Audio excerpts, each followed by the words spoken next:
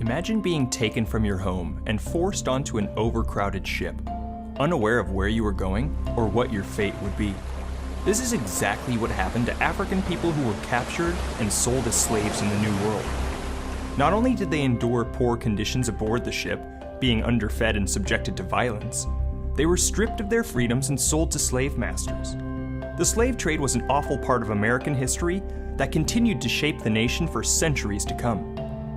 The first African slaves arrived in the colony of Jamestown, Virginia in the year 1619. Buying slaves was cheaper than using poor Europeans as indentured servants. Americans quickly began to rely on slave labor to run the southern economy built on tobacco. Slavery became a common practice throughout the American colonies during the 17th and 18th centuries. As the 19th century rolled around and America began expanding westward, the topic of slavery became controversial. Colonists in the North thought slavery was oppressive, linking it to the unjust treatment they experienced by the British. But slavery was a practice that had helped build the foundation of the new nation, and the South was unwilling to budge. The invention of the cotton gin, a mechanized device used to remove cotton seeds, made large-scale cotton production possible, and made slave labor even more important in the South. The economy of the North, however, was not based on agriculture, and thus did not rely on slave labor.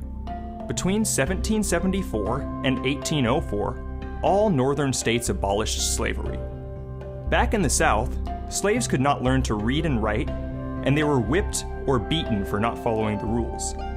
While slaves could have families, they were often separated when sold. Slave masters made it difficult for their slaves to organize against them. Abolitionists in the North thought slavery was a religious sin, and many saw it as taking a step backwards considering the progress America had made. Free blacks and other anti-slavery supporters helped free tens of thousands of slaves through the Underground Railroad during the 1830s. The slavery debate created a divide between the North and South, which ultimately led to the American Civil War in 1861, at which time there were nearly 4 million slaves in America. The states of the North, the Union, fought the Confederate States in some of the bloodiest battles in American history. While the war was focused on keeping the nation together, ending slavery became increasingly important. At the height of the war, in 1863, President Abraham Lincoln issued the Emancipation Proclamation, freeing all slaves. Over 186,000 black soldiers then dedicated themselves to helping the Union Army, ultimately leading the Union to victory in the Civil War. After the war, former slaves received citizenship rights and equal protection under the Constitution, as well as the right to vote. While these seemed like promising signs of progress, there were still lasting effects of centuries of oppression. Legal efforts to help freed black slaves were unsuccessful, making it difficult for them to establish themselves as free citizens. During the post-war Reconstruction period, black codes created by southern states aimed to control freed slaves. Many remained on plantations as sharecroppers, enduring conditions very similar to slavery. Despite the challenges, African Americans did make significant strides during this time. They won representation in southern state governments and in Congress.